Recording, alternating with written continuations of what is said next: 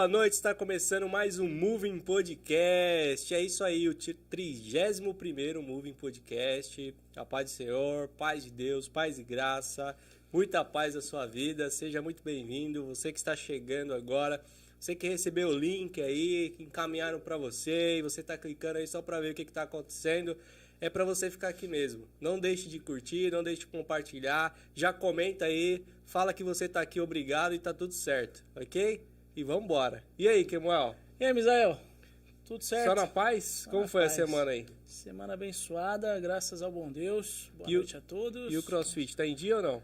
Rapaz, o coração tá fibrado. Você faz CrossFit de terno?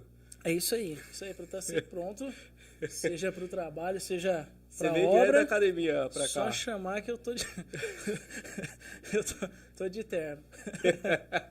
Já tá pronto. Tô pronto. Porque se o pastor chamar, você se também brincar, vou começar a dormir assim também. Muito crente até dormindo, né? Precisar de oração de madrugada, eu já tô pronto. Já. Tá pronto já. Muito bom. E aí, Kemuel, como foi a semana? Como tem sido aí? Semana abençoada, os filhões abençoados, cheio de energia. Cheio de saúde. Exato, mais uns 2, 3 cabelos brancos aí aparecendo. Mas tá bom, hein? Nada fora do... O meu é 2, 3, menos 2, 3 cabelos. Eu tô na vantagem, eu acho. Tá na vantagem, você só tá ficando branco. E mas você, tudo aí. Em ordem? Família? Tudo em ordem, tudo na paz. Vamos que vamos. Então vamos, porque hoje promete. Hoje é quente. Você preparou aí as perguntas quentes? Rapaz, aquelas que a gente combinou? Já manda aí, porque hoje tem polêmica. Hoje tem polêmica. Hoje que a gente vai saber quem que vai ser salvo, se os calvinistas ou os arminianos. Se você vai antes ou depois, é agora que você vai descobrir. Pré ou pós? Muito bom. E quem que a gente recebe aqui hoje? Hoje nós recebemos ninguém menos do que... Ele esteve no primeiro, hein? É verdade, é o retorno. É o retorno, né, hoje. Rogério Oliveira. Rogério Oliveira, mais conhecido como Pastor Rogério Oliveira. Teólogo, escritor, pastor mais? De igreja. Administrador. Pastor de mim. Seu pastor? Então eu acho mais que complicado acho que aquelas pastor de igreja. Vão rolar, então. Tem o pastor de igreja e o meu pastor. Isso aí é um plus. Tem que ter ali tá aqui hoje e nos dá honra novamente. Ou a honra é toda minha, né? A honra é toda minha, porque hoje sou eu que tô do lado das perguntas. Então, hoje o microfone tá na minha mão. Tá na sua mão. Hoje é você que conduz aqui. É isso aí. Hoje a pregação tá contigo. Pastor Rogério, com a gente hoje. Muito bom, pastor. Bem-vindo aí. A gente estava comentando aqui, você esteve no primeiro episódio aqui dessa temporada. E hoje a gente está aqui no 31º. Você novamente aqui com a gente. A gente durou aí, né? 31º e ele volta aqui. É isso aí, já. Não sei se é pra terminar. Talvez tenha algum recado aqui no final.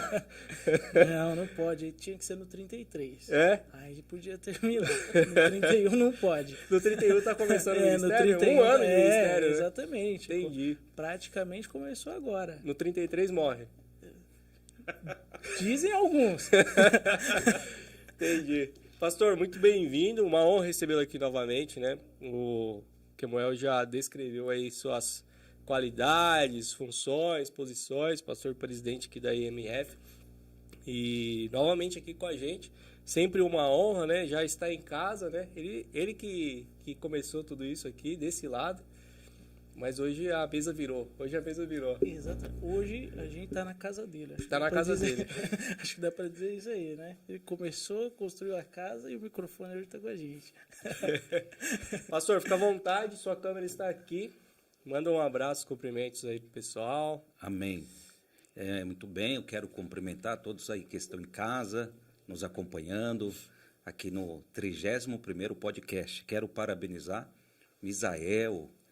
Irmãos, eu quero que todos venham aqui conhecer essa sala de podcast. Depois vocês pegam aí o primeiro, onde eu iniciei, como que era e como que está. Então aconteceu aqui uma revolução.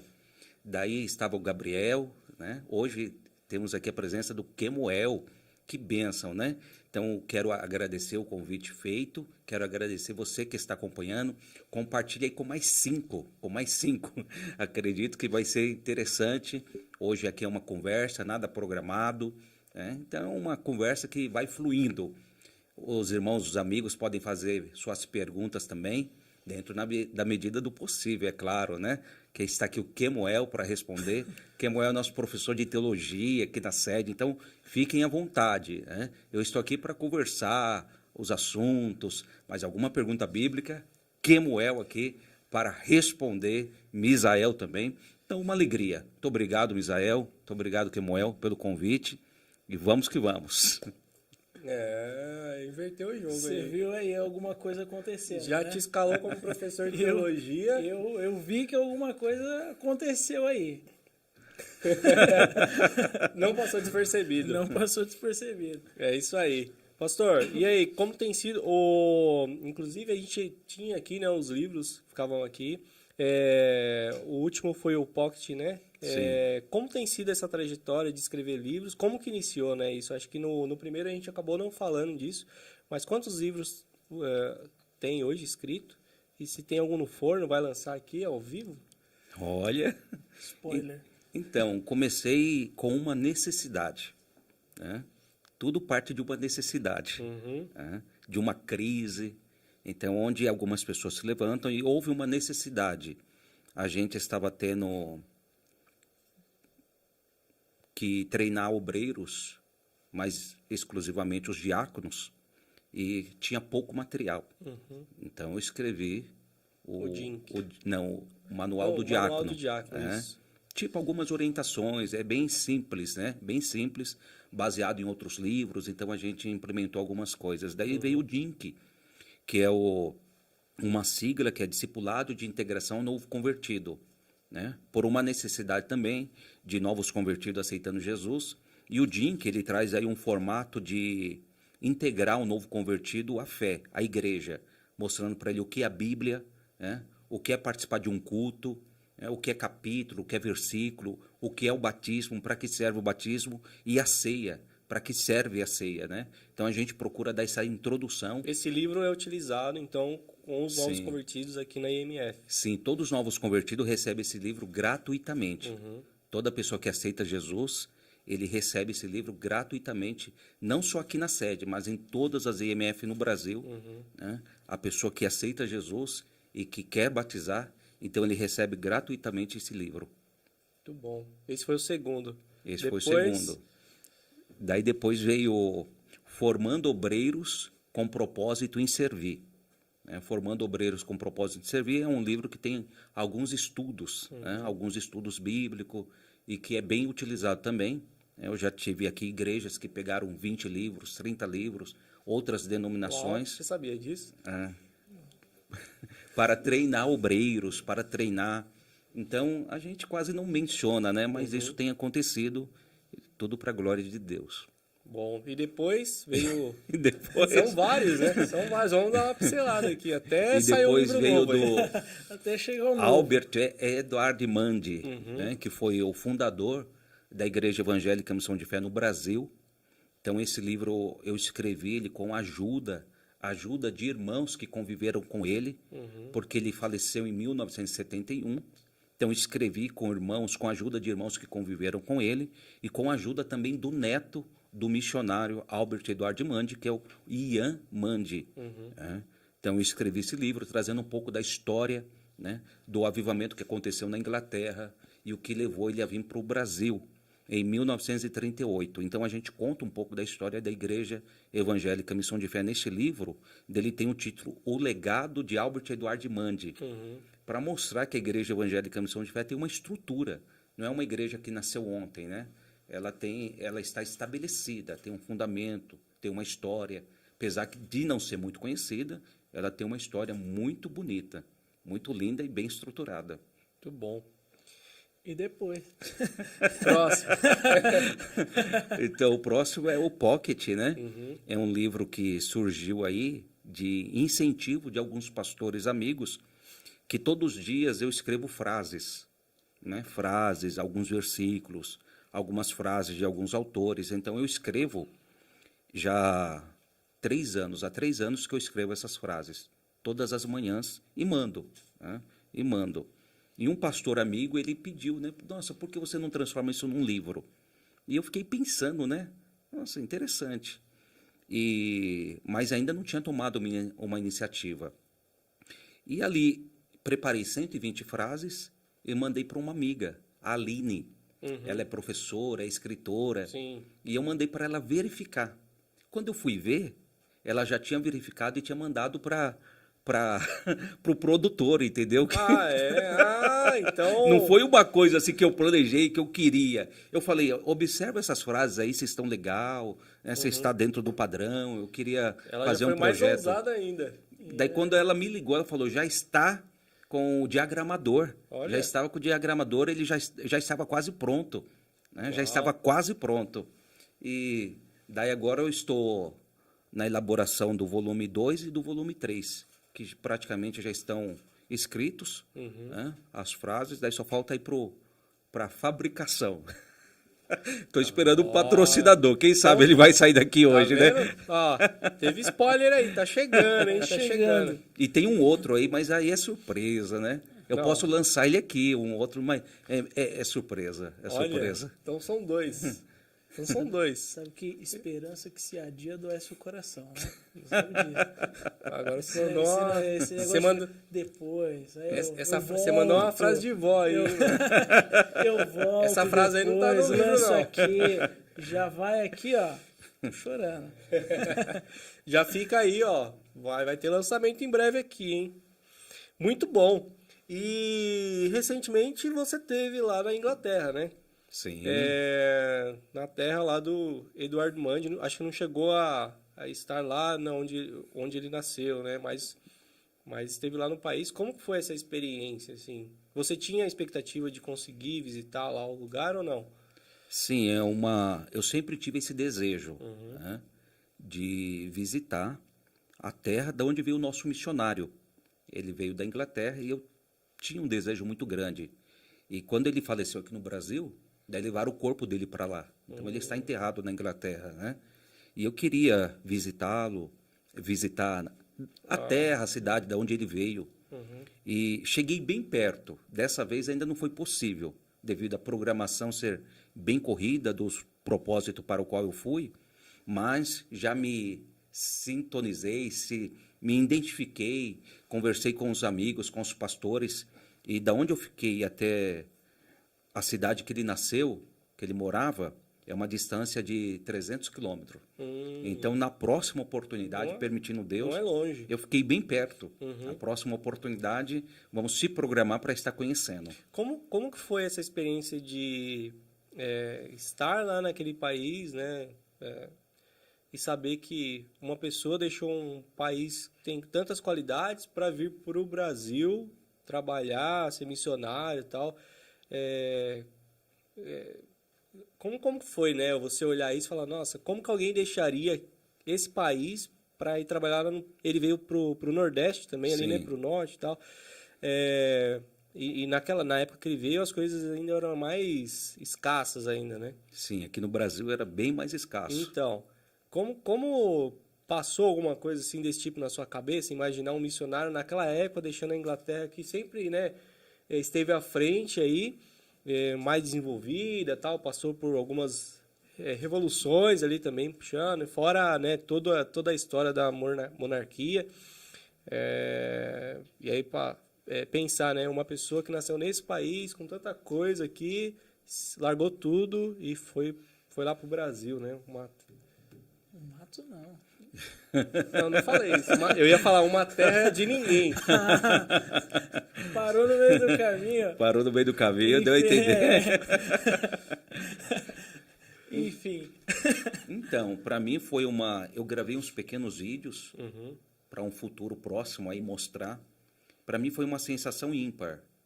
Eu chorei, eu me alegrei e no mesmo instante também veio esse questionamento. Porque eu fiz um paralelo da Inglaterra hoje e do Brasil hoje. Que a Inglaterra é muito na frente. É um país de primeiro mundo, né? A Europa em si.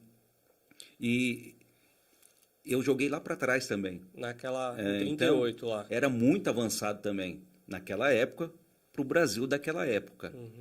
E o que veio na mente? Poxa, essa é uma atitude de fé. Ele fez como Abraão. Deus chamou Abraão e não falou, não mostrou o lugar, não falou o que tinha no lugar, só mandou ele sair. Só que Deus fez algo com Abraão, que ele não fez com mais ninguém. Deus fez algumas coisas assim, tipo, deu a Abraão bênçãos incondicional. O que Deus queria de Abraão era só obediência. E Deus falou assim, te abençoarei, te engrandecerei, farei isso com você. Ou seja, o Senhor não colocou nenhuma condição. Sem o se. O se. Né? Não teve uma condição. Igual, depois o Senhor estabeleceu algumas condições. Abraão, anda na minha presença e ser perfeito. Mas a princípio não. Foi incondicional. Te abençoarei. E vê que Abraão, no meio do caminho, ele deu uns deslizes, né? Deu uns deslizes e Deus estava baseado numa promessa com ele. Firme numa promessa com ele. Te abençoarei. O Senhor não colocou um se na frente. Se fizer isso, se fizer aquilo, não. E eu vejo o Senhor chamando o missionário Albert Edward Mundy num momento assim muito crucial de avivamento na Inglaterra. Na década de 30 houve um avivamento muito grande na Inglaterra. Ele sentiu uma chama, ele não queria vir a princípio. Daí ele foi tendo alguns acidentes, ele sofreu um acidente com serra, depois caiu do cavalo. E a esposa dele, ela que não queria, né? Ela estava colocando vários empecilhos. E depois dessas situações, ela falou, vamos. Né? E, para mim, uma sensação assim, poxa, um missionário de um lugar, de uma terra muito boa, os lugares lá são muito bonitos. Né? A qualidade de vida lá é extraordinária. Tirando o frio, né? Sim. Tirando o frio, mas o dinheiro, que tem muito valor, igual a libra lá, para você comprar uma libra, você tem que tirar R$7 do seu bolso. Então, o dinheiro tem muito valor na Inglaterra, na Europa em si. E ele saiu de um lugar rico, de um país rico, bem estabilizado, e veio para um país pobre. Então, eu fiquei analisando, e o que eu percebi é que hoje Deus está querendo fazer ao contrário. Está querendo tirar uns missionários do país pobre e levar para o país rico. Porque hoje esse país rico está clamando. Eu percebi, com os meus olhos, eu vi que o país hoje rico, que outrora enviou missionários, hoje está clamando. Hoje está precisando de missionários. E Deus está querendo tirar pessoas do país pobre e levar para o país rico. Só que tem muitos missionários que no meio do caminho, ele se desvia, porque ele chega lá, ele vê a riqueza, ele vê o dinheiro, e é isso que está acontecendo. Daí muitos se desviam do propósito. Eu vou para evangelizar, eu vou para... Daí ele começa a perceber, poxa, uma libra vale R$7, eu vou trabalhar. Então, e Deus está precisando de missionários. A Europa em si está clamando. Então, em 1930, lá a Inglaterra estava passando por um avivamento. Um avivamento. Hoje, qual que é o cenário, assim, né? Hoje, a gente pode falar que é inverso. O Brasil está num avivamento e a Inglaterra não. E o Brasil está tentando levar esse avivamento para a Inglaterra de novo, retornar? Ou não? Sim, sim. Há muitas igrejas boas, muitas igrejas boas, muitos obreiros, muitos missionários, mas o Brasil vem passando por uma fase extraordinária. Isso o mundo todo está olhando para o Brasil. O mundo todo tem olhado para o Brasil. Apesar dessa pandemia que veio, ainda há uma chama pentecostal muito grande no Brasil, repousando sobre a vida dos profetas, dos pastores, das igrejas. E muitos países europeus deixaram se levar pela frieza, né? Pelo dinheiro, e esqueceram de Deus. Muitos estão dando as costas para Deus.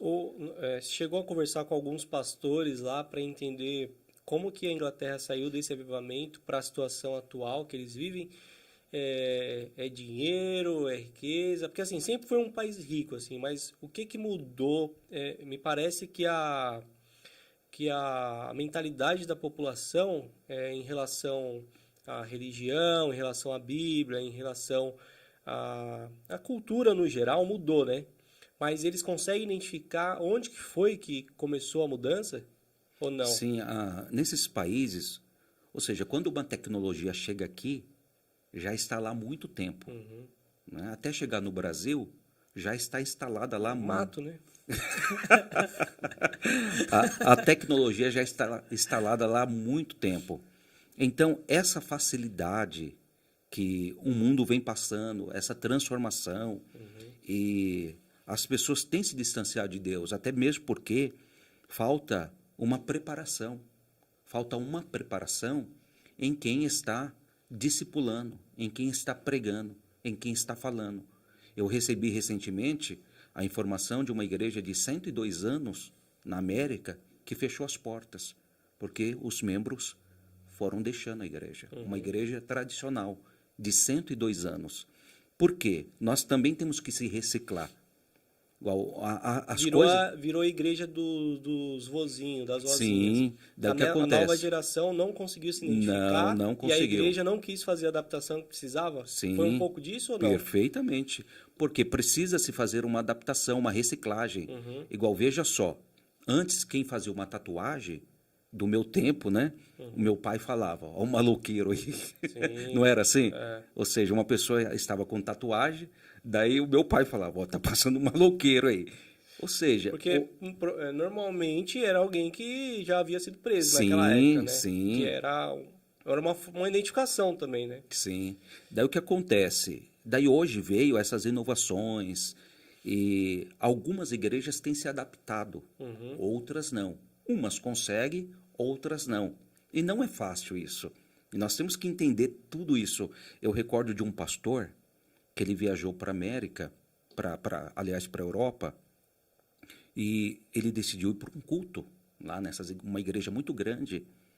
E do lado dele sentou uma pessoa com uma barba bem grande. E quando ele olhou, ele criticou, né? Falou, isso é jeito de crente, né? Olha o tamanho da barba.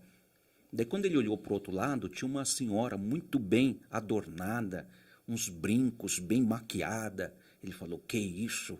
Né? Como que vem adorar a Deus desse jeito? E começou ali um momento de louvor, um momento de adoração. E ele mais preocupado com o homem da barba e com a dor da mulher, ele não estava adorando. E quando ele olha para o homem da barba, ele estava chorando. Quando ele olha para a mulher que está toda adornada, a maquiagem estava saindo porque ela estava adorando. E ele frio. E ele então começou a entender, falou, poxa, o frio aqui sou eu, não é eles. Porque o tempo todo ele se limitou. Né? Então é como nós se bloqueasse. Nós se bloqueasse para o novo. Né? Para o novo. As coisas estão vindo. As coisas estão acontecendo. As coisas estão se modernizando. E nós precisamos, não é? O evangelho ele não muda. Mas a forma de transmitir ele muda. Igual, antes nós entregava o folhetinho na praça, no trem. Hoje as pessoas... Tráfego pago agora. As pessoas chegavam, poxa, eu vim aqui nessa igreja porque está aqui o endereço, eu vi esse endereço aqui, me entregaram esse folhetinho. Hoje as pessoas estão chegando na igreja como? Poxa, eu vim aqui porque eu vi lá no Facebook, eu vi no Instagram. Verdade. Você está entendendo? Então, a forma, o evangelho não muda, mas a forma de transmitir ele mudou. A forma de transmitir mudou. E, então, o evangelho ele é simples. Ele é simples e você precisa continuar nessa simplicidade do evangelho. Você vê, Jesus, ele é uma pessoa de uma mente brilhante, só que ele conseguia passar uma mensagem simples. E nós vemos pessoas que não são brilhantes passando uma mensagem complicada. Uma mensagem que dá nó na cabeça do povo. Entendi. Você está entendendo? Jesus, ele trazia uma mensagem no linguajar das pessoas, de forma que ela entendia, que ela compreendia. Ele não dificultava. Você está entendendo? Então, hoje, o evangelho é isso, é a simplicidade. E a forma de você passar, então, não está tendo uma evolução. Nós continuamos... Eu vejo muitas pessoas que são saudosistas, né? Porque naquele tempo, há 30 anos, não era assim. Não era mesmo e não vai ser. Você vem para a igreja a cavalo, então? Ou seja, os missionários andaram de pé. Depois veio outros e andaram de jegue. depois outros de bicicleta, outros de carro. Hoje o povo está andando de avião. Então, há evolução, né? Há uma evolução e a gente precisa acompanhar essa evolução. E na Europa tem acontecido isso, né? Uma evolução muito rápida. E aí a igreja não conseguiu acompanhar. Muitas não têm conseguido acompanhar. Porque aqui a gente vê que vem a evolução, ela é um pouco mais lenta, né? Assim como as tecnologias chegam um pouco mais lenta, tal, a população, né, no geral, consegue acompanhar e a gente vê o mesmo culturalmente, até por conta da demora. Então a gente tem influência dos Estados Unidos, influência de outros países da Europa, mas como não é tão rápido, as igrejas conseguem ir se adaptando. Então, assim, tem uma igreja ou outra que fica um pouco mais distante, mas, no geral, todo mundo vai fazendo as adaptações de uma forma mais tranquila, né? Leve. Mas na Europa, você tem aqui... Quando você pensa em Europa, você pensa nas catedrais, não sei o que, naquelas grandes templos e tal. Não. Né? Mas foram justamente essas que não conseguiram fazer as mudanças desejadas. Então, assim, eles preferiram não fazer as mudanças e fechar, né? E encerrar, acabar ali uma igreja de 102 anos fechada, deve ser bem triste, né? Algumas igrejas se tornaram né? shoppings. Algumas catedrais lá estão com 30 pessoas dentro dela. Tá igual no Brasil, então. Porque tem várias igrejas que são shoppings. Então são uma situação assim que a gente... o exemplo mais claro que a gente pode ver é do rádio, quando o rádio chegou aqui no Brasil. O rádio, né, o pessoal começou a ouvir rádio, comprar, daí alguns líderes falaram, não compre rádio, que isso aí é o caixote de Satanás. Isso é o caixote de Satanás. Daí... Imagina quando chegou a internet. Não, daí veio a televisão. A televisão, na época, tinha 13 canais. 13 canais. Eu sou dessa época. Não é que eu sou tão velho, bandeira não. Vermelha. Eu tenho 45 anos, né? Da bandeira Mas, vermelha. daí um irmão saía das Casas Bahia com a TV nas costas, outro olhava e falava, lá, tá carregando 13 demônio, porque era 13 canais. Hoje, a maioria das grandes igrejas estão com programa na televisão. Todo mundo quer um espaço na televisão. Hoje, a televisão não é mais problema, o rádio não é mais problema, a internet não é mais problema. Ou seja, então por que outrora era? Então, será que a gente não tem que trabalhar com uma visão de futuro antes de julgar, antes de entregar para Satanás as coisas? Esse é um debate interessante, porque, assim, da perspectiva histórica, o contexto cultural sempre exerceu um impacto, né? Então, tempos recentes a gente discutia a questão de calça, tal, e short. Se você projeta um pouco mais para trás... Eu ainda discuto isso. Se você projeta um pouco mais para trás, que no contexto cultural existe um ideal, por exemplo, da mulher e do homem, das atividades que a mulher desenvolve, você vê que já naquela... É um debate que só troca os objetos... Sim. Mas ele sempre acontece de geração para geração e geração contra geração. Sim, a da frente contra a de trás. Então lá atrás era a moça de saia com a outra que estava usando a saia um pouco mais para cima. Eu percebi que seu filho tem cabelo um pouquinho mais longo. Exato. Ele tá... Jesus Cristo. Ok, permita-me uma fala aqui. Eu lembro da pessoa que está me entrevistando aqui, o senhor Misael. Cabelo grande também? Que quando ele era pequeno ele pregava. Ele pregava. Isso aí E um dia eu cheguei num determinado lugar outra vida. E ele estava pregando. Ele era criança, ele já pregava. E ele começou a pregar lá na área da casa dele. E eu estava passando. Daí ele olhou para ele mesmo e falou, poxa, eu estou de bermuda. Não é certo? Foi, colocou uma calça e voltou e continuou pregando. Acho que ele tem uma crise ainda disso. Não, eu acho que daqui a uns anos o Thomas vai estar pregando e ele vai falar, poxa, meu cabelo tá diferente das demais crianças. Eu vou pegar a tesoura e vou cortar. A Verônica vai ficar feliz da vida. Eu tenho resistido. Muita luta. Querem cortar os cabelos do meu Sansão. Tô vencendo. Mas até aproveitando mas isso aí... Mas é um debate que vem... Ele só vai trocando o objeto ao longo da história, assim. Ao longo da história. Então, lá atrás, a boa mulher, ou a mulher recatada, era aquela do comportamento bem comportado, que sabia... Recatado e do lar é Marcela Temer. Que sabia tocar um instrumento, que sabia... que não sabia, já criava essa discussão, recaía ali. E aí, ao longo do tempo, ela vai projetando. Hoje, nós temos as nossas discussões e amanhã elas ainda existirão, só trocarão os objetos e elas continuarão. Bíblia no celular. É um negócio assim que é complexo por isso. É tão simples, e é uma discussão em torno de um negócio relativamente tão simples que se torna complexo.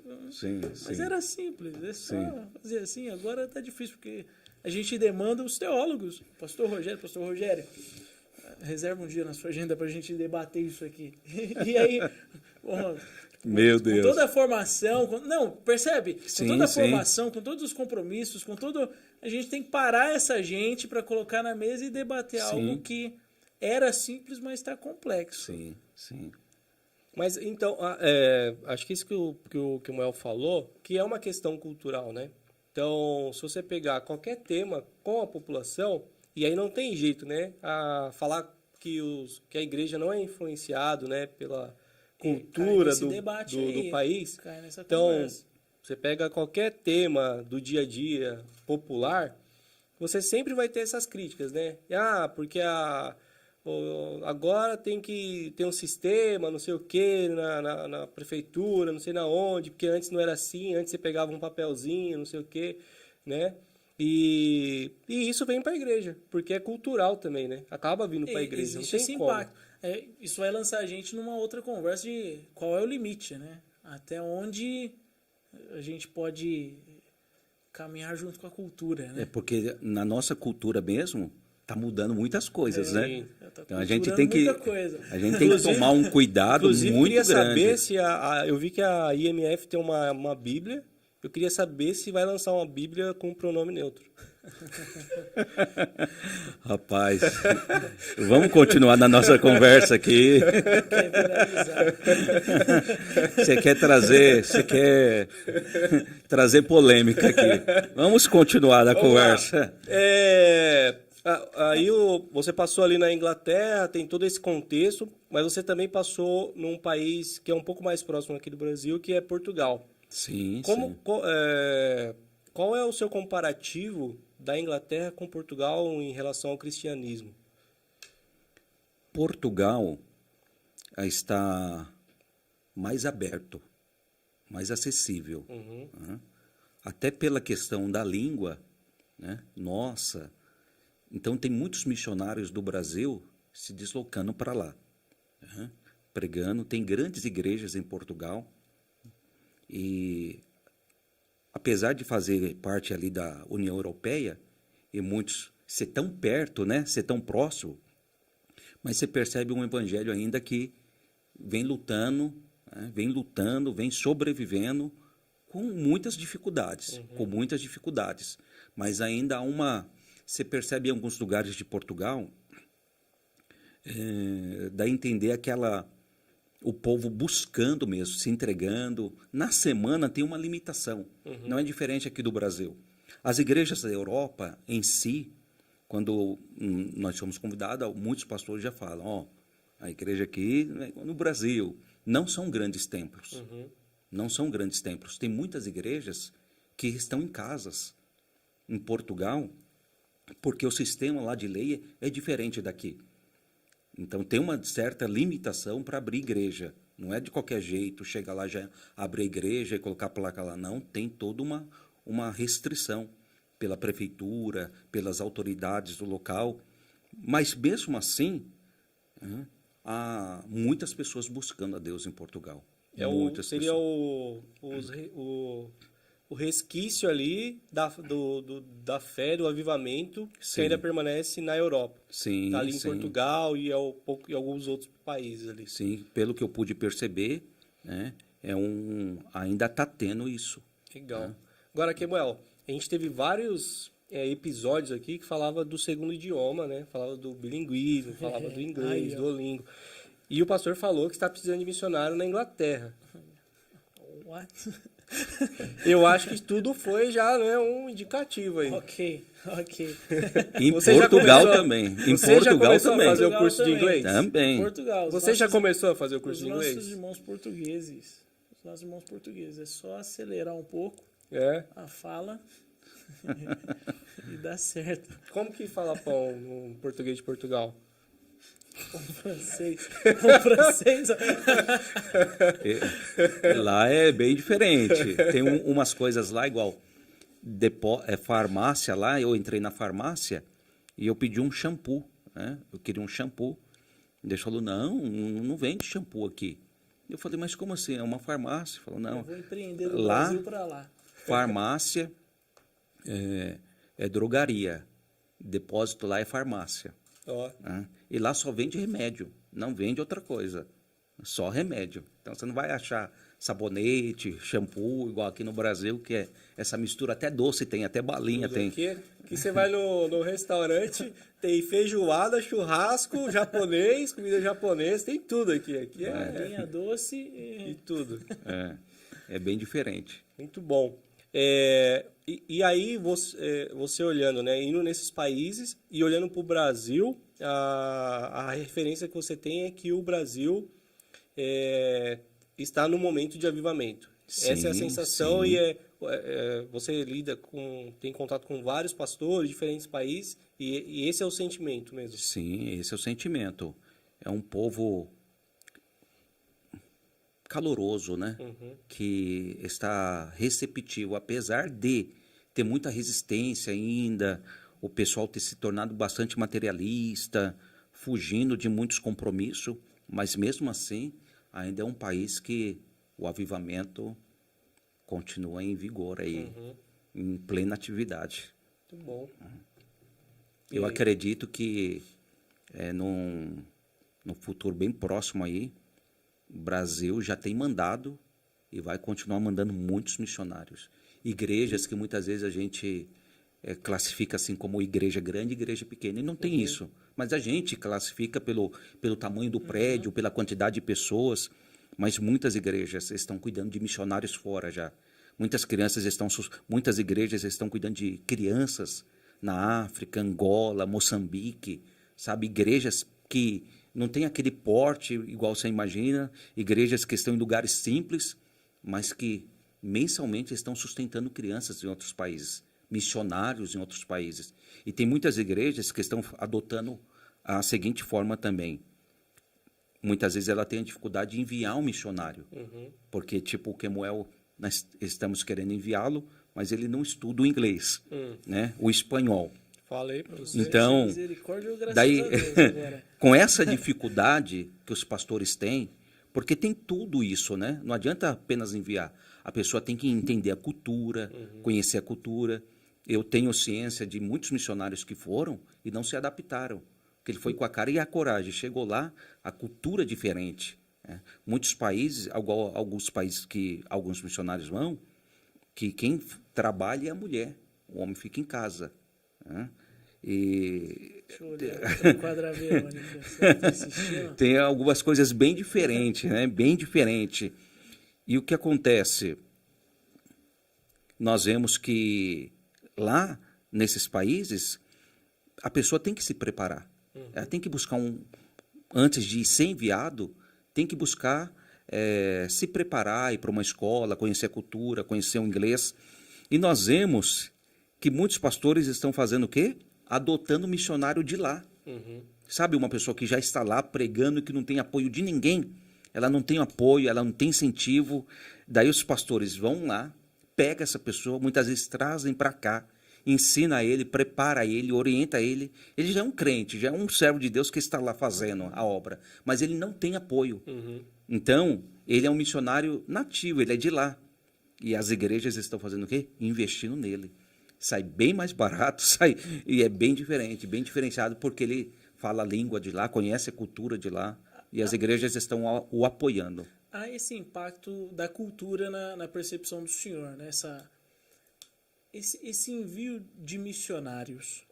Porque, assim, nós tivemos cenários no passado onde os missionários eram enviados, e ainda temos, para lugares onde as pessoas não conhecem. E no contexto de hoje, a gente está enviando gente para lugar onde as pessoas conhecem, mas por alguma razão estão em marcha lenta, desistiram, pararam, enfim. No cenário onde as pessoas não conhecem, para mim, é fácil visualizar essa operação do evangelho, porque o camarada não conhece, vai chegar ali a mensagem do Cristo Redentor, que ele não conhecia, então ele vai experimentar uma realidade de vida totalmente diferente. Já nesses lugares onde as pessoas conhecem, e aí é uma pergunta, o que a gente, no âmbito de missões, espera fazer? É tipo, reverter esse cenário, salvar alguns na medida do que for do trabalho possível, ou é como quando a gente vai para um lugar onde as pessoas não conhecem? Porque eu acho que há um impacto diferente.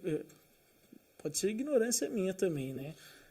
Mas a pergunta é essa. O que a gente espera fazer nesse ambiente, onde eles creem? É trazê-los de volta para a fé, na esperança de mudar aquele quadro, ou encontrar as ovelhas que se perderam ali juntos e falar, meu irmão, seu caminho não é por aqui, vamos para lá. E aí, daqueles 10, arrebatar 3 ou 4 e seguir adiante.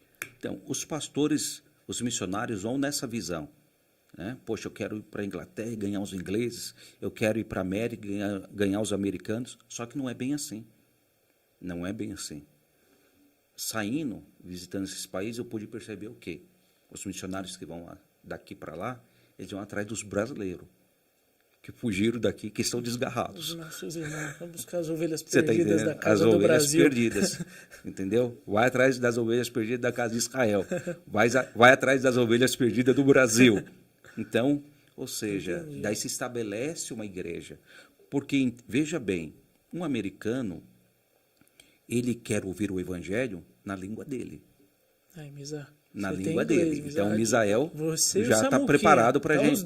Os dois no ponto já. Ele não quer que tenha um intérprete, que o brasileiro chega lá e fique pregando e outro interpretando. Não. Ele quer que chegue um americano. Então, muitas vezes, as pessoas vão e não têm essa preparação. Essa questão da língua. Então, isso é muito importante. Sim, sem dúvida. A pessoa ter essa preparação. E hoje, muitas vezes, a gente não tem. É uma deficiência nossa, que precisamos rever isso, se preparar. Né? Então, muitos vão atrás das ovelhas perdidas do Brasil. Entendi. Bom.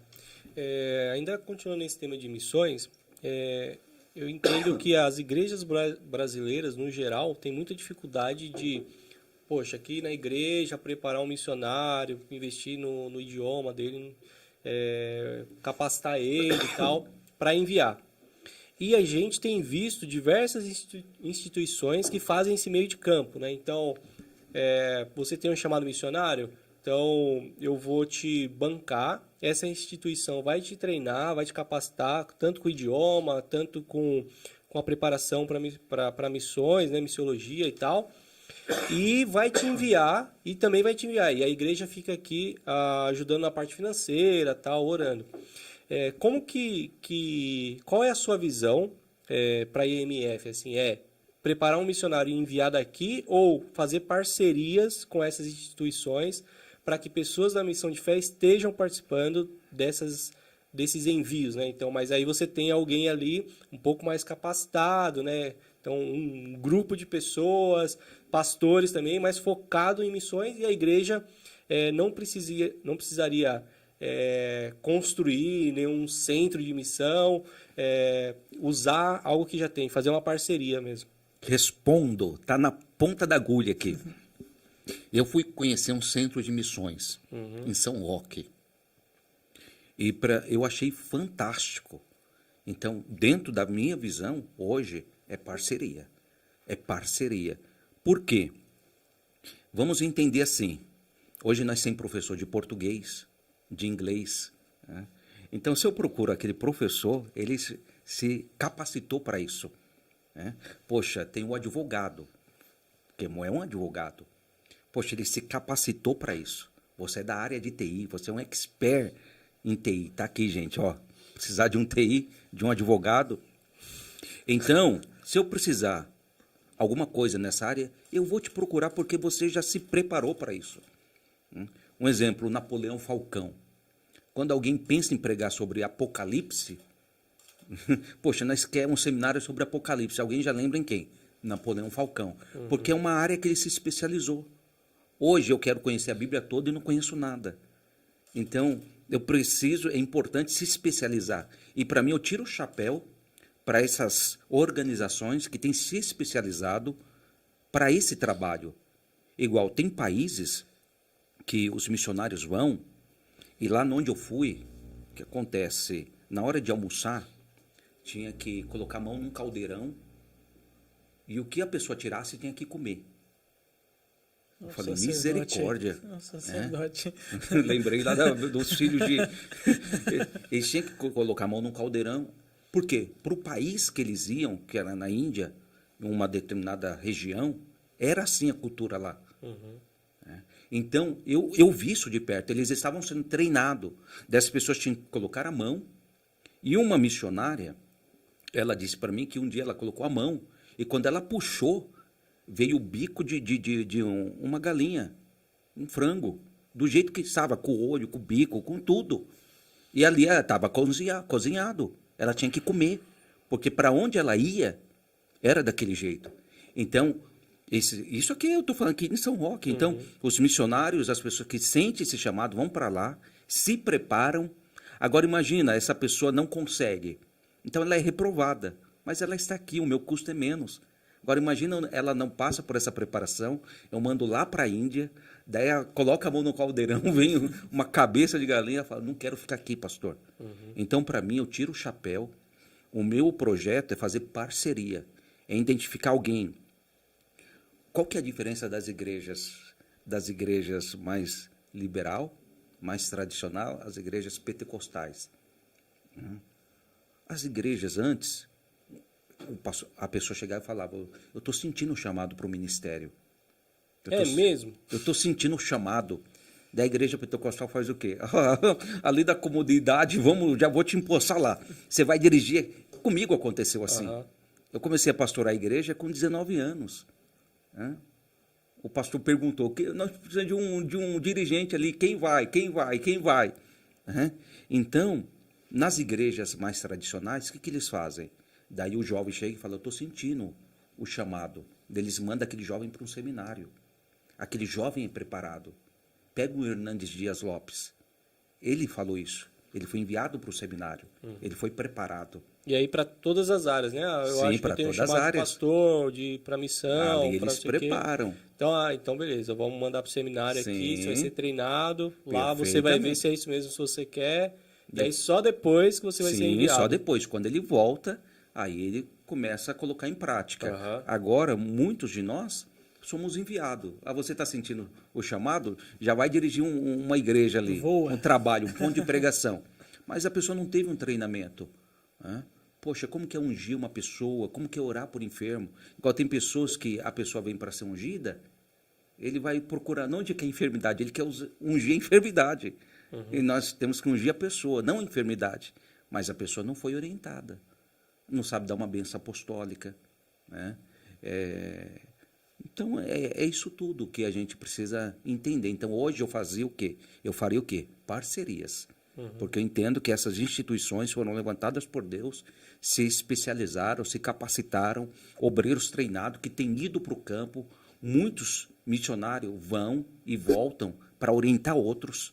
Pastores que vão para ter experiência, para ter o conhecimento, eles vão até lá, ficam muitas vezes 1 ano, 2 anos, adquirem o conhecimento e voltam para treinar as pessoas. Então, para mim, isso é fantástico. Isso é fantástico. Eu faria parcerias hoje. Muito bom. Isso é legal. Eu acho que no mundo, considerando o mundo contemporâneo... Ficou mais fácil agora ir para a Inglaterra. Não, considerando o mundo contemporâneo, acho que é a melhor saída. Essa questão dos recursos que envolve, as demandas, né? É como o pastor pontuou. Você mandar alguém para trazer de volta é todo um trabalho... Tempo perdido, né? Que talvez você não tenha treinando assim. E fora que existe a questão da especialidade, né? Como se discute isso, se pensa isso o tempo todo e e é um monte de gente envolvida nisso, discutindo isso, então há uma apuração ali da... Eu me recordo uma fala do saudoso pastor Scioli, saudosa memória. Ele disse que estava num lugar e uma pessoa, num país aí africano, num estado do continente africano, e uma pessoa faleceu. E estava sendo velado na casa. Dele foi. E quando ele chegou, tinha um pote de água na entrada da casa. E todo mundo colocava a mão, né, e colocava aquela água, né, colocava a mão. Daí chegou a vez dele, colocou a mão. Daí depois ele perguntou o que significava aquilo. Naquela água ali, quando a pessoa morre, nós damos um banho no morto. Aquela água ali é do corpo do morto, que a gente daí põe a mão naquela água, toca na gente, porque a gente cria aí. Então, é isso tudo que a gente tem que entender. Essa cultura que é diferente. Exato. Você está entendendo? Então, tem que ter essa preparação. Senão, a pessoa entra em crise, entra em choque, porque é uma cultura diferente, comida diferente, hábitos diferentes.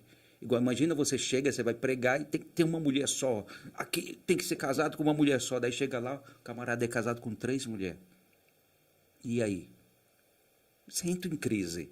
Então você tem que entender, tem que se preparar para o lugar que você vai, entender aquela cultura, entender aquele ambiente.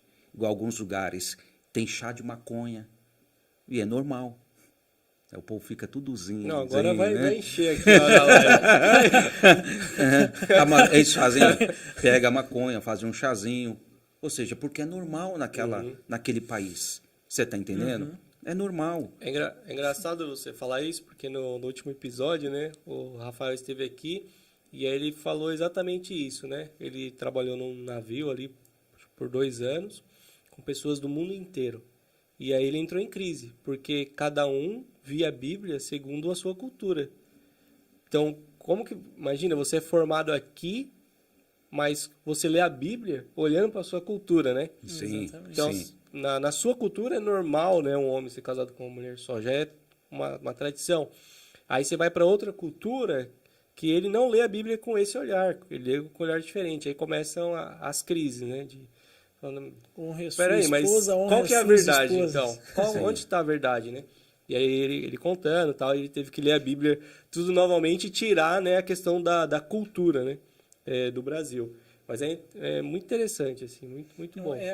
A cultura tem um impacto, eu não vou dizer sobre o evangelho, mas sobre as pessoas. E isso muitas vezes modula a leitura do evangelho. Não estou generalizando, estou constatando. Às vezes a gente lê com as lentes que nós temos. Sim. E aí faz essas modulações. É um cuidado. Então, todo esse preparo faz total sentido. Sentido. Aprender a língua, aprender como cultura, é que eles fazem. Né? Exatamente. Como que chega lá ofendendo todo mundo. Veio um pregador aí Perfeitamente. Jogou água no chão. Era para lavar a testa. Igual eu cheguei em Portugal, eu fui no mercado e... Moça, qual o preço disso aqui? Ela nem olhava para mim. Moça, porque ela tem outro... chama de outra forma. E aqui... Se for chamar as moças aqui igual chama em Portugal, é um palavrão. Vai preso. Você está entendendo? Então, sai preso do mercado. Foi comprar pão. É isso que nós temos que entender. Sai no camburão. É isso que a gente tem que entender, essa cultura. Sim. Senão você passa vergonha. Sim. Glória a Deus pelos obreiros. Tá aí, ó. Honrem os obreiros que estão na lida. Muito bom. Deixa eu ler uns comentários aqui, ó. Bastante gente mandando a paz do Senhor e tal. O Wagner Fidelis falou que o Moel está elegante hoje, veio do CrossFit. São os olhos, eu tenho que fazer o merchan. Pastor Rogério, uma sugestão, manda o Thales Branco para Moçambique. Acho que ninguém entendeu, viu, Celso? Ninguém sabe o que você está falando. Acho que você mandou no chat errado. A família inteira fala inglês, se esse for o almoço dos mistérios, é isso aí. Cada vez sua mão vai no caldeirão. É para testar a fé. Você põe a mão lá e vê como é que você tá. O primeiro culto de missões foi muito impactante para mim com as missionárias da África, Noemi e Olinda. Muito bom, tá vendo? Ficou marcado aí. Esse culto aí foi interessante. que eles trouxeram o capulano, né? Eu lembro disso aí. Daí colocaram em mim, lá eles têm a cultura deles, é cantar dançando. Para eles é normal. Uhum. Hoje, nós chegamos muitas vezes numa igreja, né? Todo mundo sério, parado, né? E para eles movimentam o corpo todinho. Missa já estranhou correndo de terno. Daí eles fizeram o quê? Eles fizeram estavam pregando, daí começaram a cantar, daí me pegaram e me chamaram para dançar, e eu não conseguia. Eu não consegui, isso ficou muito marcado. Agora imagina, eu quero ir para lá, quero ganhar eles, e a empatia, você está entendendo? Então tem que ter empatia, eu tenho que entender a cultura deles e procurar ser o máximo igual a eles, é o que Paulo fazia, né? É o que o apóstolo Paulo fazia. Isso é muito interessante, assim, porque um pouco do que a gente pensa hoje, até culturalmente mesmo, né, da cultura popular, a gente também foi influenciado, né? E se a gente pegar os principais missionários que vieram para o Brasil, eles também não tinham essa noção, porque eles vieram implementar a cultura deles também, né? Sim. Então, se a gente pegar ali os 2 principais missionários, né? Basicamente, um pouco do que a gente vive hoje no cristianismo aqui no Brasil teve a influência cultural deles, né? Então, com certeza, desde lá dos primórdios lá, tem que ser roupa longa, não sei o quê. Então, eles vieram de um país frio, né? Outro clima, para um país tropical.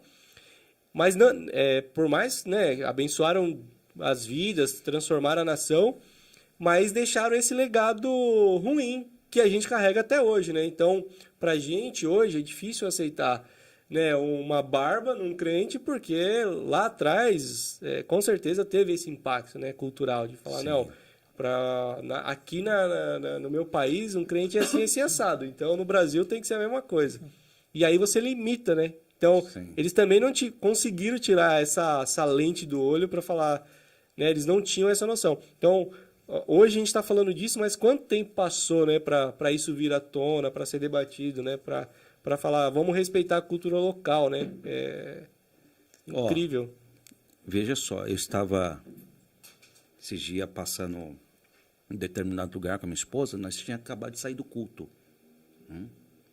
E vi um rapaz limpando o carro. Isso era 8h30 da noite, às 20h30. E eu falei, nossa, parabéns, está animado limpando o carro uma hora dessa. Eu não conheço, sabe? Eu não tinha nunca conversado com ele. E ele levantou sorrindo. E falou, quem dera eu estivesse só limpando, né? Que jogaram um ovo no meu carro.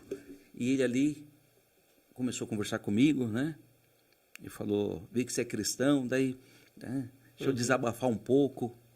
E ele está com piercing, ele está tatuado.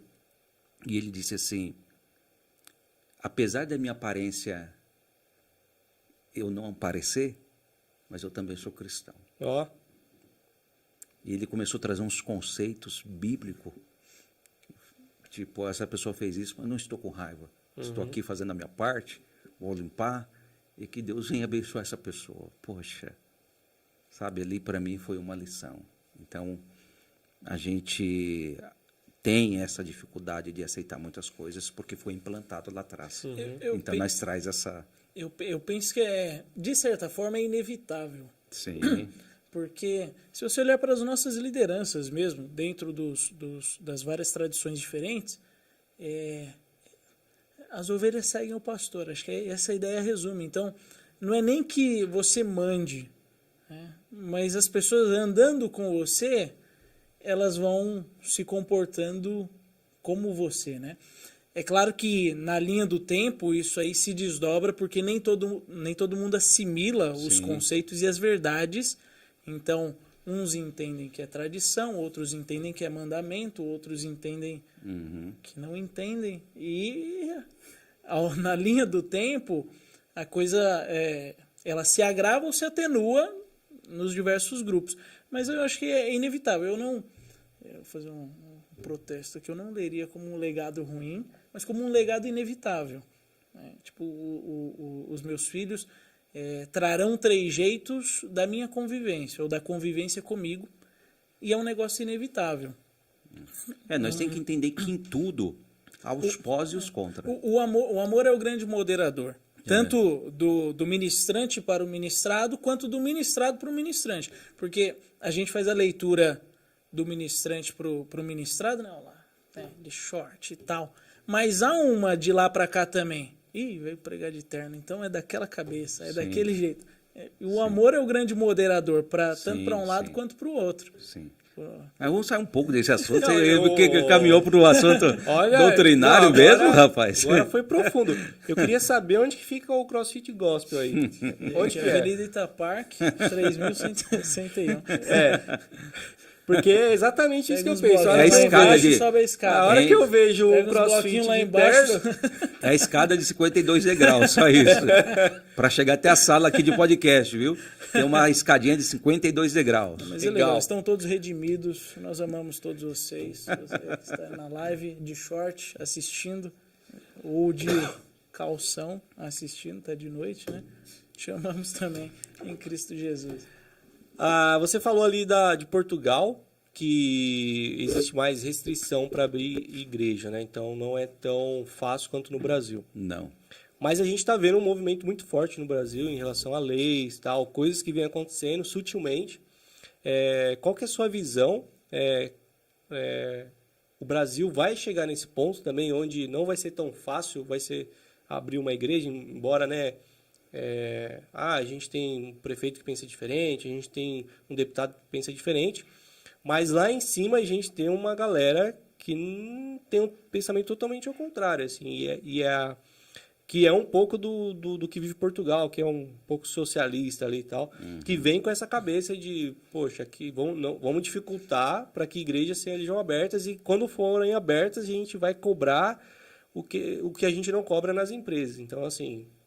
né? Então a gente já viu vários movimentos, desde a igreja não paga IPTU, a igreja não sei o que, é isenta disso, por quê, né?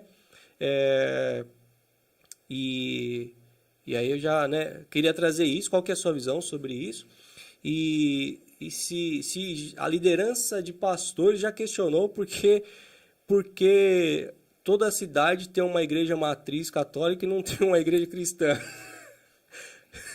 como matriz. Se isso já foi levantado, se já foi discutido em algum conselho de pastores para reverter isso, ou se não tem como reverter isso, aí é de Dom Pedro e está tudo certo. Isso aí é um legado que vem lá de trás e é um acordo que tem. E as igrejas antes atuavam até como cartório. Então é um acordo que tem bem antigo. E muitas cidades, elas se desenvolveram, a igreja chegou primeiro do que a cidade. Né? A igreja que fez a cidade acontecer. E a cidade, por que matriz? A cidade começou a desenvolver em torno da igreja. Então, ali, onde estão essas igrejas, é o centro. Pode observar, você vai para os interiores, daí está ali a igreja, é o centro da cidade. E a cidade começou a desenvolver ali, em torno da igreja. A igreja atuava como cartório, como muitas coisas, né? E ainda não vi ninguém reivindicando isso, não. Agora, outra coisa... Essa questão de dificultar aqui no Brasil, sim, isso já existe, várias leis que ficaram adormecidas e agora elas estão vindo em eminência e vão vir forte, não vai ser fácil. Muitas vezes as pessoas, não, mas a igreja tem que pagar mesmo. Porém, muitas pessoas não conseguem olhar a igreja com uma visão social. Veja só, a igreja é onde mais tem ex. A igreja consegue fazer um trabalho, não por ela, mas pelo dono dela, o dono que está nela. As pessoas são falhas. Eu já vi muitas pessoas falando, esse pastor aí falando, é um pastor comedor de arroz e feijão. Sim, nós somos falhos, nós temos defeito, nós temos as nossas limitações. Só que quando eu estou ministrando a palavra, é o efeito da palavra. É o efeito da palavra. É o efeito transformador da palavra. Da igreja onde tem ex-ladrão, ex-prostituta, ex-alcoólatra, ex-drogado, ex-isso, ex-aquilo. É o lugar que mais tem ex.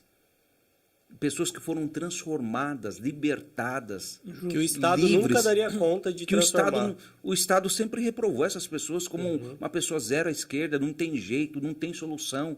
E essas pessoas hoje são pessoas extraordinárias, pessoas que lutam a favor do Estado, que abençoam o Estado e que lutam por vidas, que lutam por pessoas. Então, a igreja tem feito um papel na sociedade extraordinário. Deveria receber, inclusive, do Estado pelo que ela faz. Né? O trabalho com criança, o trabalho com... A igreja usa os dízimos dela para a construção dos templos, para sustentar os seus missionários, para fazer esses templos enormes, para acomodar as pessoas, para receber as pessoas. Igrejas que colocam elevador, igrejas que estão melhorando a acessibilidade, igrejas que estão se tornando inclusiva na questão das crianças autistas, crianças com deficiência, pessoas que estão se preparando, igrejas que estão se preparando para isto. Então, a igreja ela deveria ser vista com outro olhar, mas por alguns, né, que pisam na bola, daí todos vão ser prejudicados. Então não seria de todo um zelo do Estado, um zelo institucional, em alguma medida tem aí uma alfinetada? Sim, tem. Tem uma, eles entendem a força da igreja. A igreja ela tem uma força.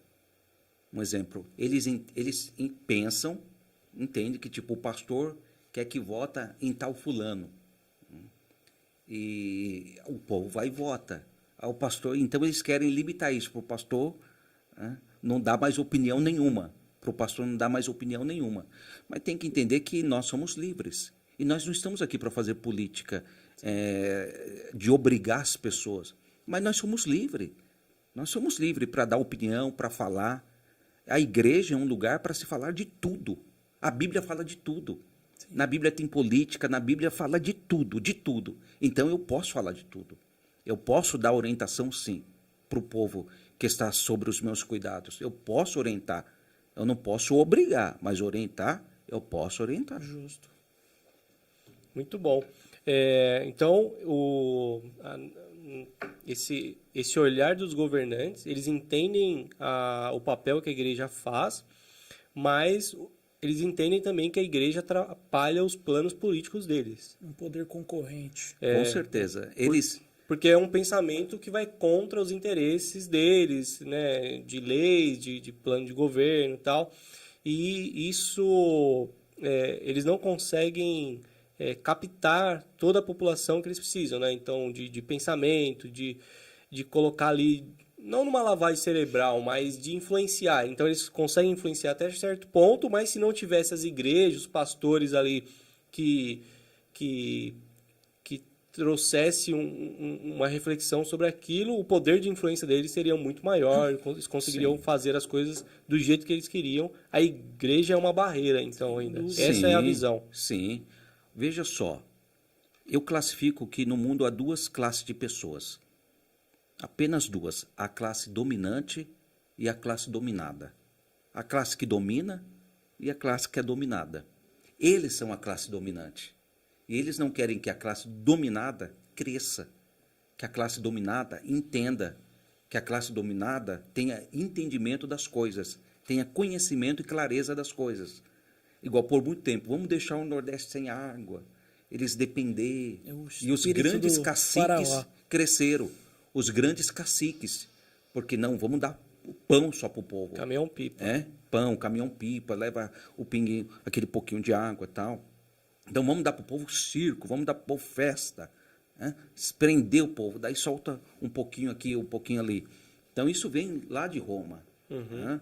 Então nós observamos que eles não querem que a classe dominante cresça. Para eles nós somos apenas CPF. Igual a estatística, morreu tantos CPF acabaram, tantos CPF... 700 milhões. Eu sou livre, varão. Morreu. Então nós temos de entender que nós somos chamados para pensar. Nós temos a mente de Cristo. O homem é inteligente, o homem é um ser inteligente. E eles não querem que essa inteligência venha à tona, que esse entendimento, esse conhecimento venha à tona. Porque a partir do momento que você entende, conhece, você não é mais escravo daquilo. Uhum. Você não é mais dominado por aquela situação, entendeu? É como se a coleira fosse quebrada. É verdade. A Escritura diz que Jesus veio desfazer as obras do diabo, e antes de fazer essa afirmação, ela disse, porque o príncipe deste século cegou o entendimento. Sim. Esse é o grande... E é o que eles estão fazendo, né? Eles querem que a gente continue cego, né? Tipo ali, imagina um passarinho o tempo todo ali. Ele foi criado para voar, mas ele fica na gaiola o tempo todo. Ele canta, porque se ele não cantar, o dono vende. O dono vende, ele entende que se ele não cantar, ele não tem comida. Se ele não cantar, ele não tem água. Então, ele é forçado, ele é levado àquela situação e ele é treinado aquilo. E ele entende que quando ele canta, ele tem água, que quando ele canta, ele tem um pãozinho, a comidinha dele. Mas não é a vida que ele quer. Uhum. E muitos de nós estamos assim. Eles querem que nós vivemos uma gaiola. Agora, qual que é o limite? Porque, assim, fomos chamados para a liberdade. Cristo nos libertou para sermos livres. Qual que é o limite em ser livre e ser ativista, né? Porque, às vezes, a gente entende que a gente é livre, mas muitas vezes a gente quer ser ativista também. E aí a gente começa a entrar em conflitos, né? Porque assim, existem algumas coisas que vão acontecer independente se a gente quiser ou não, até para que as coisas sejam cumpridas. E aí no meio cristão, assim, no geral falando, começou a ter um ativismo muito forte, né? E qual que é a sua visão sobre isso? Isso é positivo?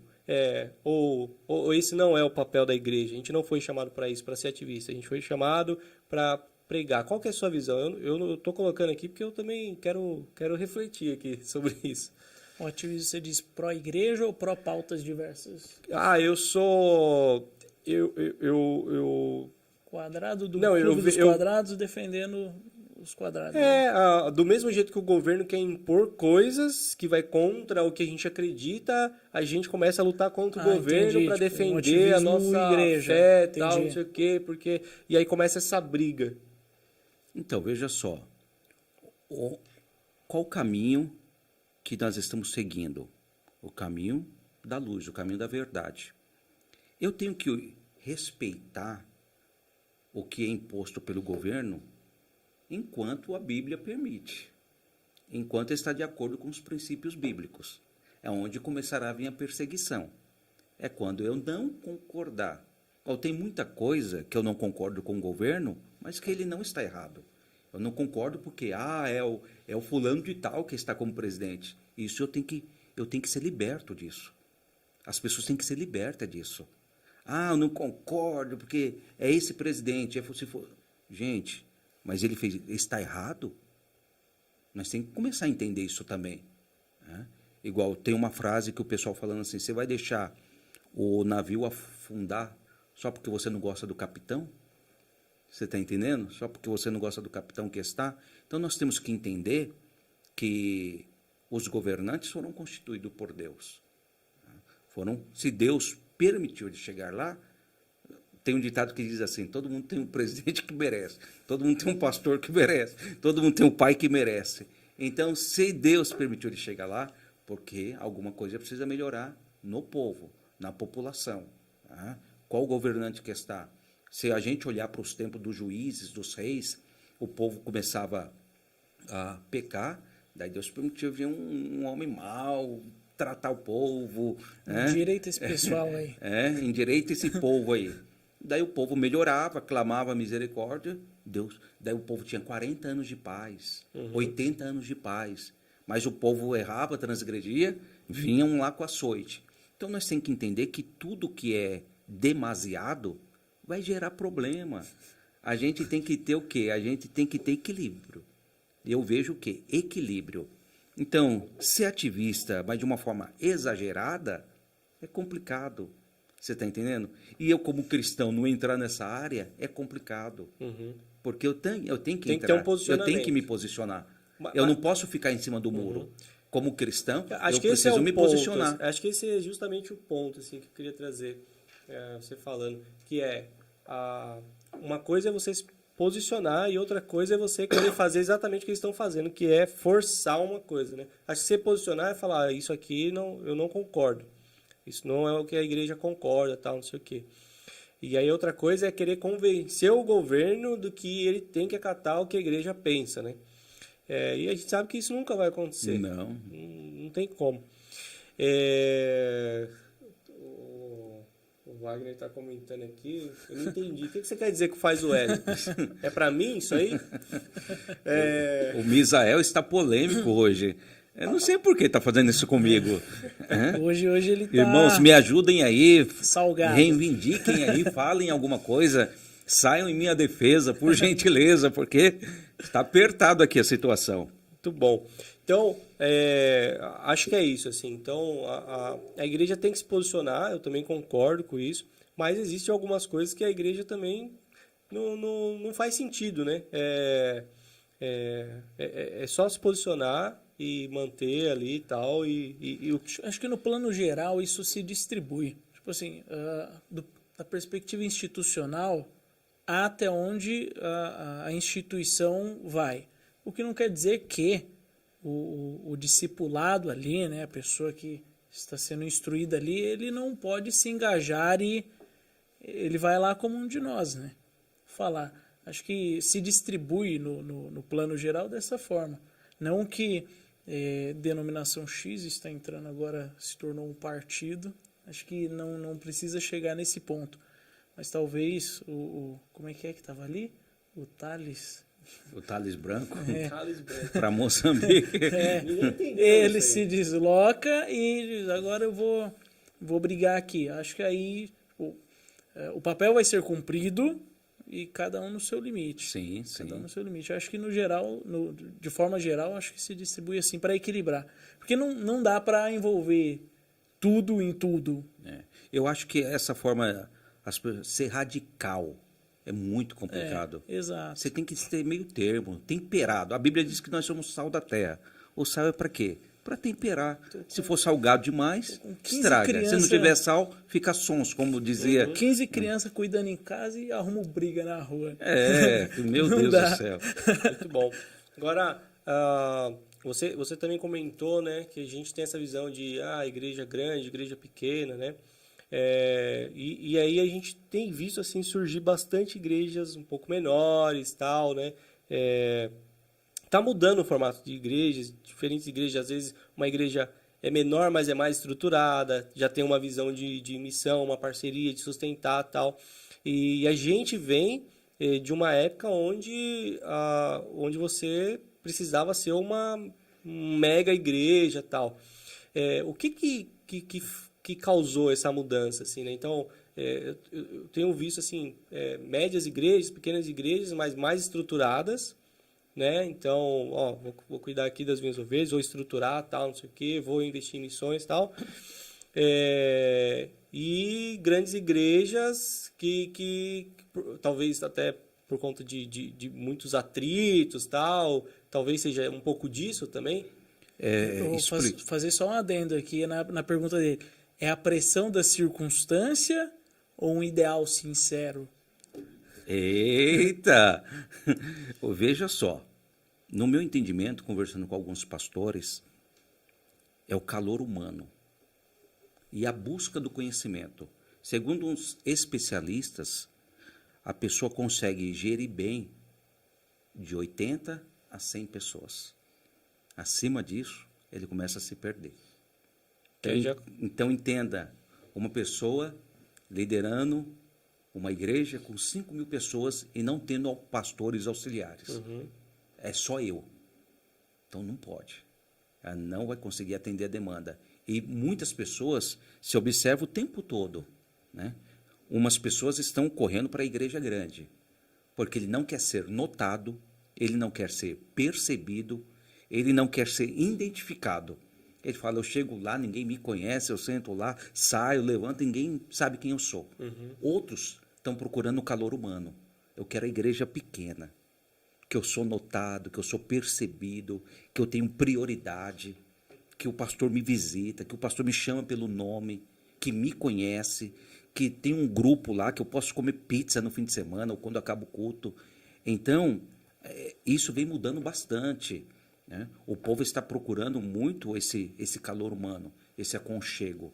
Daí as igrejas, elas estão ficando mais estruturadas, oferecendo, até porque uma igreja hoje, quanto maior ela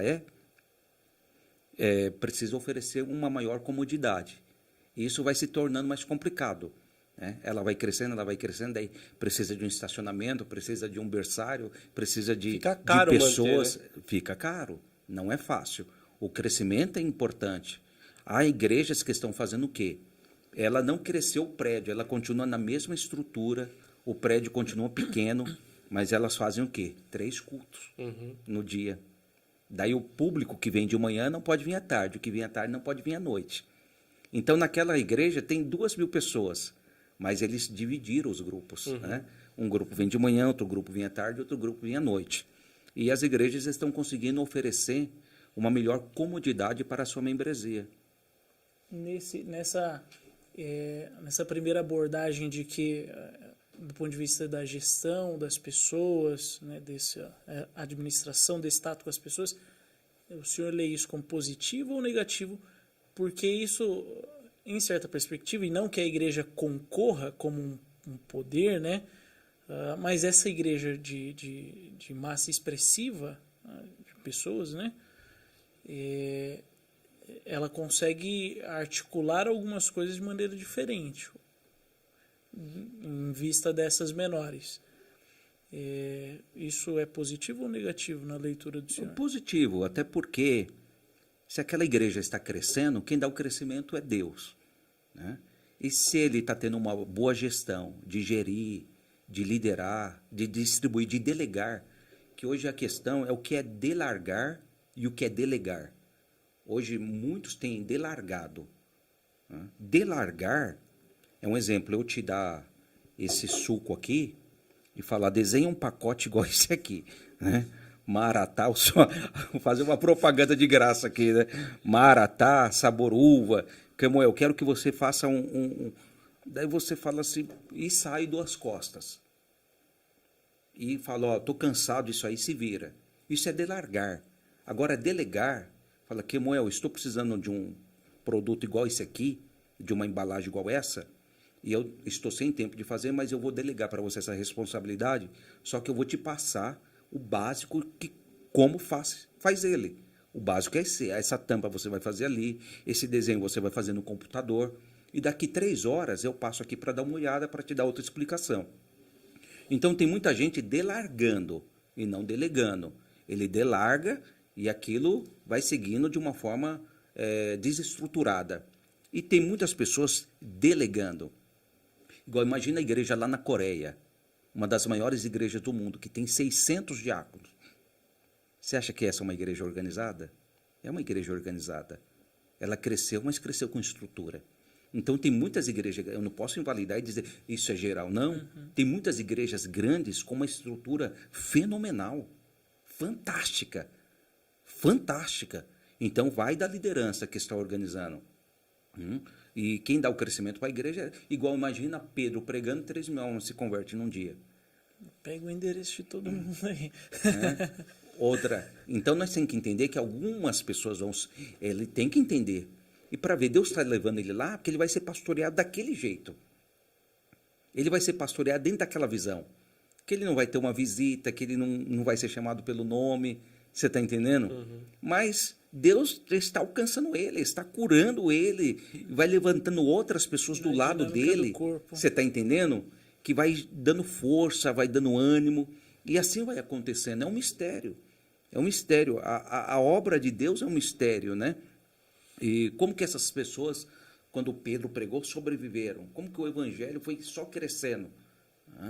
E que a igreja tinha 7 diáconos. Hoje uma igreja aí tem 600 diáconos. Aquela igreja tinha 7. Como que ela sobreviveu? E ainda a preocupação, cuida das viúvas, cuida disso, cuida daquilo. Então você está entendendo? Essa foi delegado. Então, delegar. O grande papel da igreja que sobrevive hoje é delegar.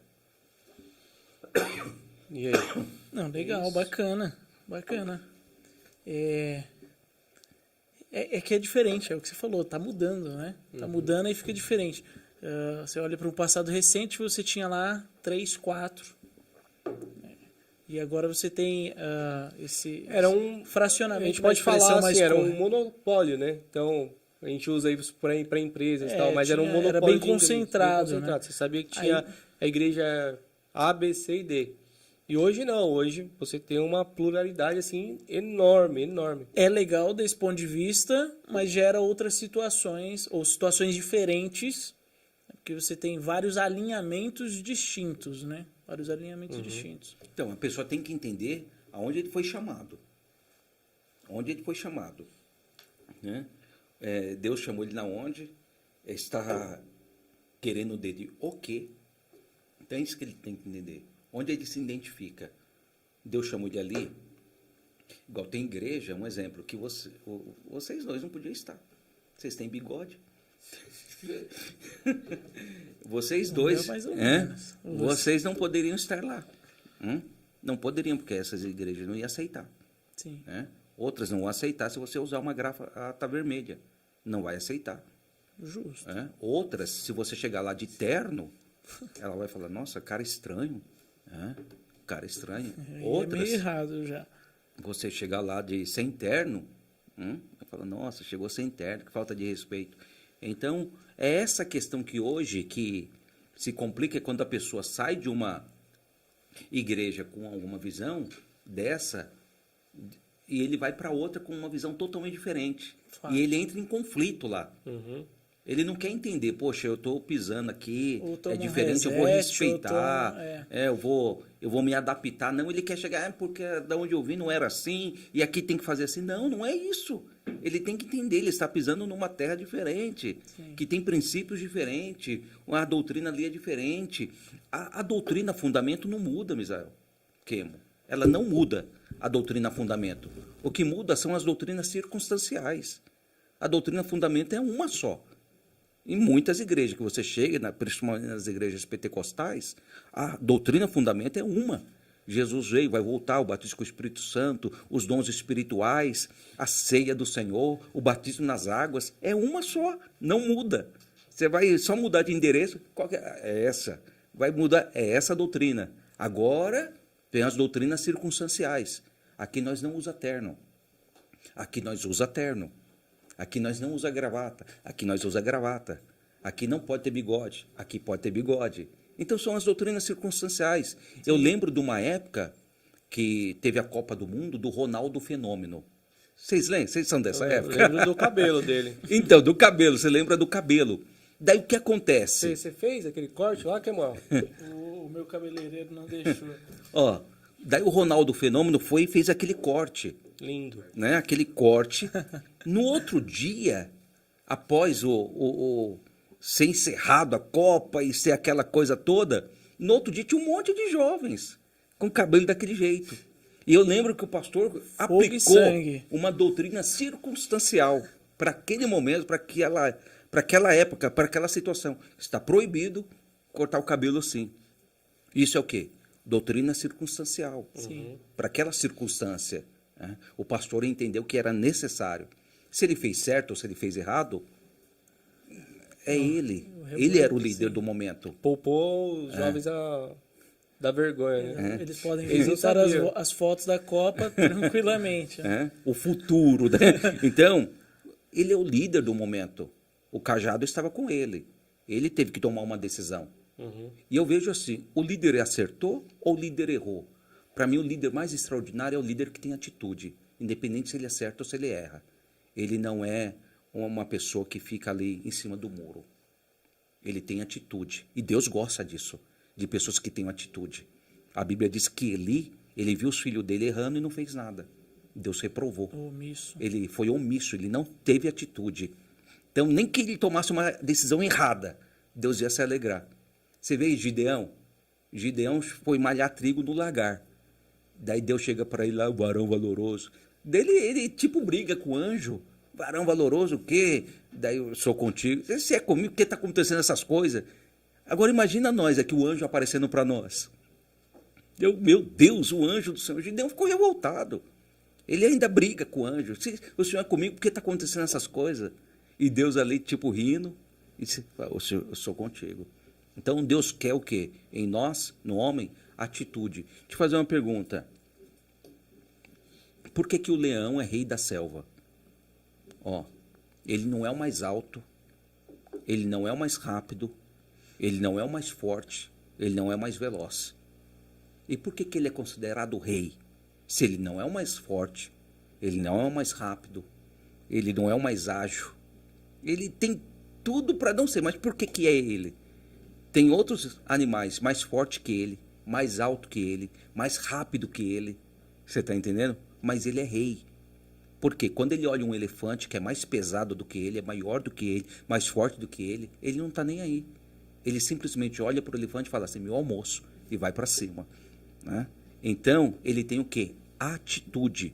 Então, Deus quer da gente, dos líderes de hoje, das pessoas, isso é para qualquer pessoa, qualquer lugar, seja família, seja em casa, seja no serviço, atitude. Deus se agrada disso. Não importa, se você pode até estar tomando uma decisão errada, mas é atitude, você teve uma atitude. É melhor do que ser omisso, do que não fazer nada. Justo. Muito bom. Pastor, tem alguma passagem bíblica que mais, digamos assim, te impacta, ou algum versículo, ou algum texto, assim, que fala, meu, isso aqui em algum momento te impactou, trouxe uma mensagem? Tem alguma passagem, assim, específica que mexe bastante contigo? Sim, tem um versículo que eu ando muito com ele. Eu fico observando a forma carinhosa com que o apóstolo direcionou aquele versículo. Ele direciona, terceira epístola de João, verso 2. Ele diz assim para um companheiro, amado. Então, esse início da saudação dele me constrangeu, me impactou. E ele diz assim, amado, desejo que te vá bem em todas as coisas. Olha só como que ele não é restrito.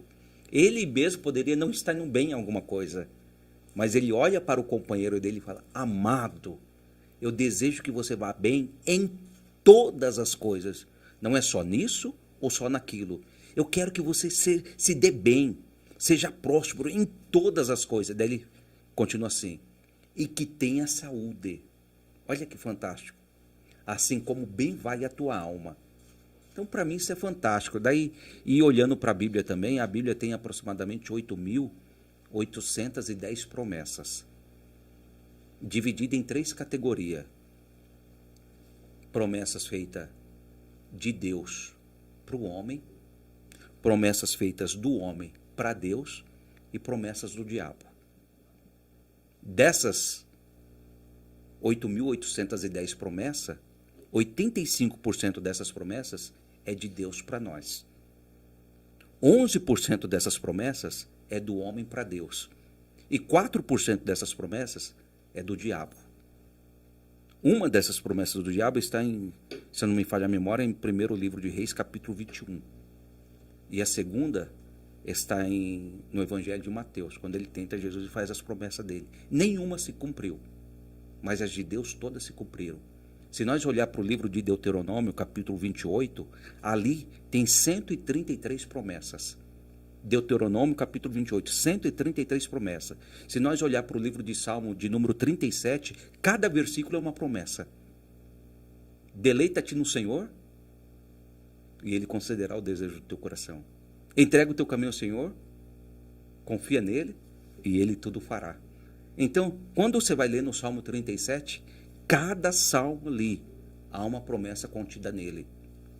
Metade dessas promessas, quase a metade delas, 35% dessas promessas de Deus ao homem, né, ou o geral do homem a Deus, 35% dessas promessas está em 3 livros da Bíblia. Isaías, Jeremias e Ezequiel. 3.000 e poucas promessas estão apenas nesses 3 livros da Bíblia. Então, quando eu começo a ver essas coisas me encantam, né? Porque a Bíblia ela tem resposta para tudo, ela tem orientação para tudo, ela tem conselho para tudo.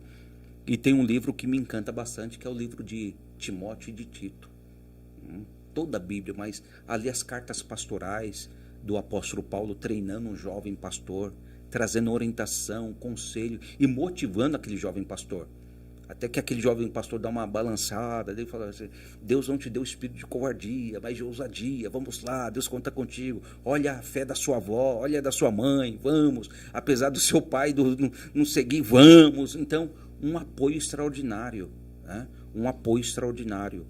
Então, eu caminho com esses versículos, com essas promessas, 8.000 e poucas promessas. Muito bom, muito bom. Certo? Demais, foi demais. Uma aula aqui pra gente. Acho que é isso, Kemal. Você quer acrescentar alguma coisa aí? Eu prefiro ficar calado agora.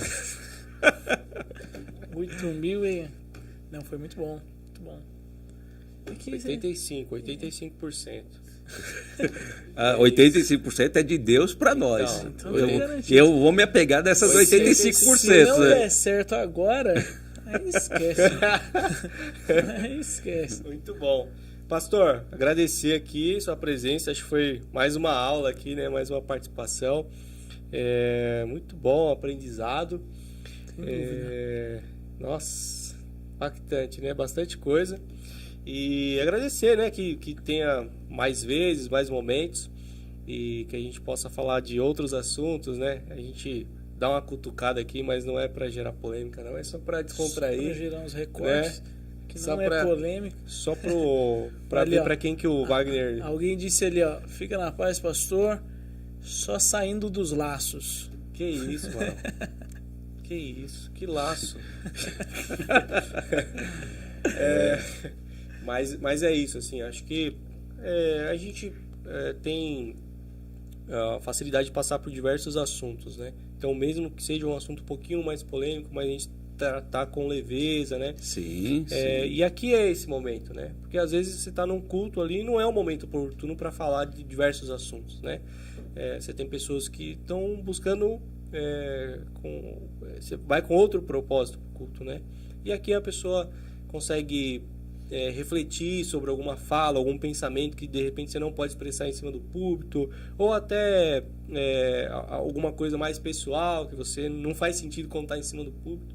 Então, aqui é esse momento, né, pra gente ter esse momento aí pra rir, chorar, brigar, fazer CrossFit Gospel. Depois você manda aí no...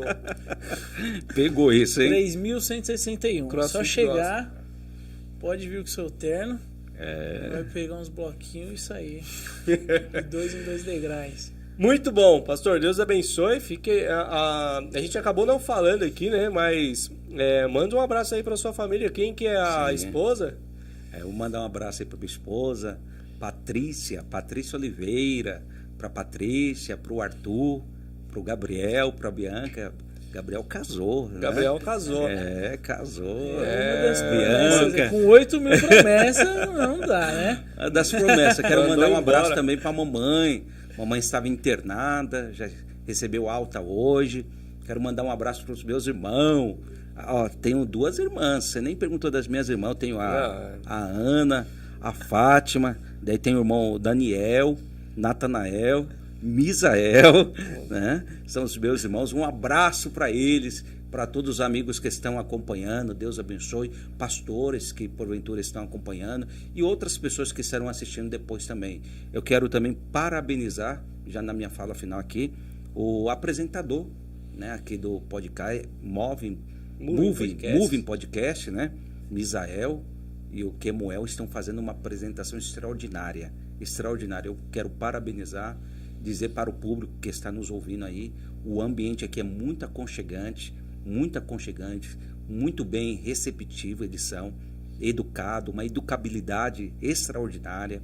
Então, Deus abençoe também a equipe técnica que está aqui, né, nos bastidores. Outro dia pode fazer um podcast com a equipe dos bastidores aí, né? Sem dúvida. E dizer também que sempre tem um lanchinho aqui. Eu fico assistindo os demais, será que no dia que o povo vai ter? E tem aqui, gente, coxinha, suco, uma maravilha. Então, muito obrigado, Misael, muito obrigado, Kemuel. Espero ter sido, assim, produtivo, de alguma forma, ter sido um abençoador para quem está nos ouvindo, né? Espero ser convidado de novo. Misael, vulgo, o polêmico. Meu Deus! Que isso. Maravilha. Muito bom. Tem mais 3 livros para sair aí, né? Então, tem um aí que se Jesus não voltar, surpresa. Tem mais 3. É surpresa. O lançamento... Rufem os tambores. Ele falou que o lançamento pode ser aqui. Pode ser aqui. Pode ser aqui. Pode ser no podcast. Será pode. Porque pode. Pode no podcast, Exatamente. pode. Certo. Aqui pode. Pessoal, esse foi mais um Moving Podcast com você, episódio 31º. Fiquem com Deus, um abraço e até a próxima.